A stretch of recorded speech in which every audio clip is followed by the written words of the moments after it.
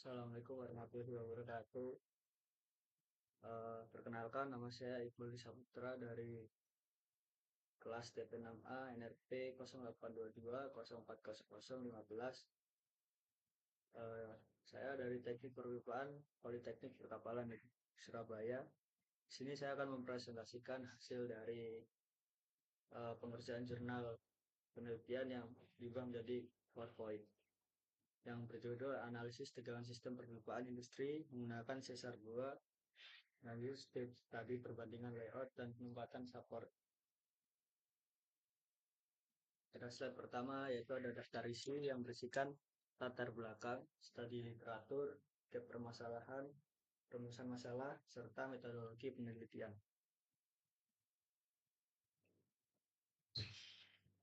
Lalu yang di slide kedua ada latar belakang.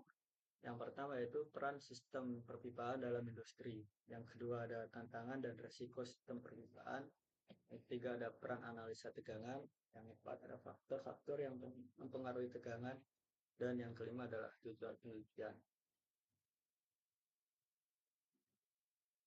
Di sini seperti yang tertera pada slide study literatur, ada kolom metode, parameter input, parameter output, serta remarks. Yang pertama ada ProEng 2013 dengan metode FEM Sysmetric dan parameter tekanan internal eksternal, modulus elastisitas, geometri pressure vessel, dan parameter outputnya yaitu tekanan von Mises, deformasi geometri. Serta Remax desain memenuhi batas aman untuk uji tekanan tinggi kanister rudal. Yang kedua ada Metpro 2017 dan metode Cesar 2 analisis statis dan parameter input diameter pipa, tekanan, serta temperatur dengan material ASTM A106B.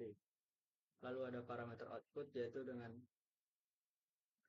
displacement, kode stress, rasio tegangan terhadap allowable, dan dengan Remax desain sistem pipa aman sesuai standar ASME B313. Lalu ada IJPVP 2017 dengan metode UGA L limit load ditambah dengan FEM dengan parameter output elastisitas, modulus elastisitas, 4 model geometri, serta tekanan internal, ban end cap, gasket, dan baut. Lalu dengan parameter output tegangan von Mises, limit load, serta allowable load. Nah, Dmax praktis dan konservatif untuk desain vessel dengan diskontinuitas. Lalu yang keempat ada ASME 2018 dengan metode analitik beam theory plus AutoPad. Di sini parameter outputnya material S31803, strength thermal dan mekanik, diameter luar pipa, modulus elastisitas, serta tekanan izin.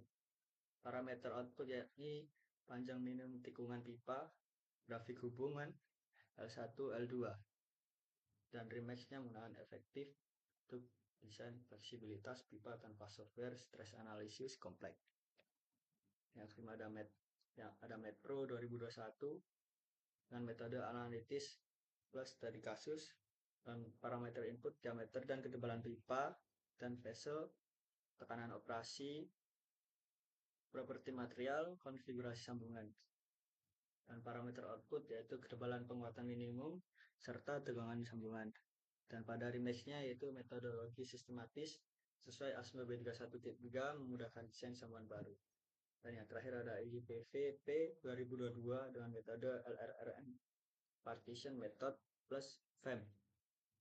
Dan parameter input, kondisi ekspansi thermal, properti material, dan data geometri piping vessel system.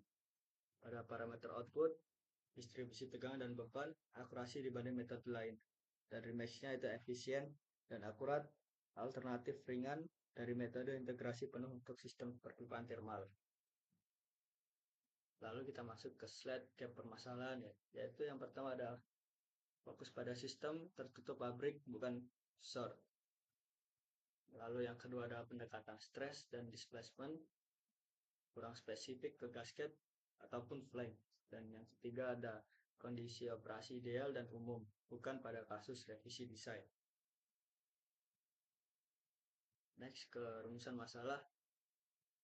Pada slide kali ini ada 3 rumusan masalah. Yang pertama yaitu bagaimana pengaruh variasi layout atau tata letak sistem perpipaan terhadap distribusi tegangan pada pipa ketika diberikan beban termal dan tekanan internal yang telah dikaji sebelumnya. Lalu yang kedua, bagaimana perbandingan hasil analisis tegangan antara sistem dengan penempatan support konvensional dan sistem dan optimasi penempatan support menggunakan pendekatan simulasi numerik. Lalu yang terakhir ada, apakah metode analisis dengan pendekatan software CSR2 pada studi kasus baru dapat memberikan hasil evaluasi tegangan yang lebih efektif dibanding pendekatan manual atau semi otomatis. Lalu kita menuju ke tujuan penelitian.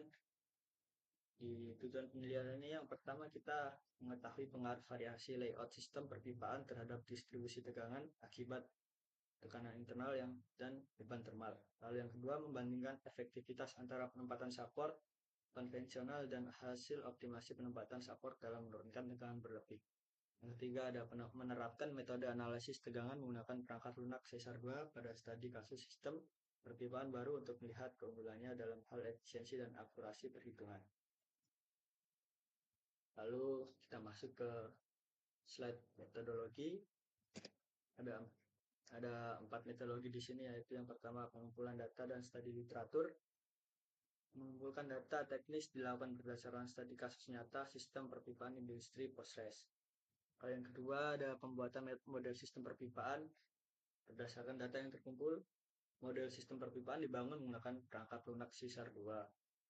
Nah, yang ketiga adalah simulasi dan analisis tegangan.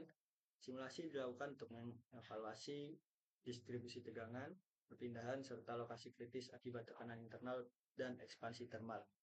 Lalu yang terakhir yaitu yang keempat ada pengolahan data dan penulisan kesimpulan. Dari data hasil simulasi diolah dan disajikan dalam bentuk tabel dan grafik. Analisis dilakukan untuk mengevaluasi nilai tegangan maksimum dan membandingkan dengan batas tegangan yang diizinkan. Sekian dari saya. Mungkin ada salah kata atau kalimat, saya mohon maaf. Sekian, wassalamualaikum warahmatullahi wabarakatuh.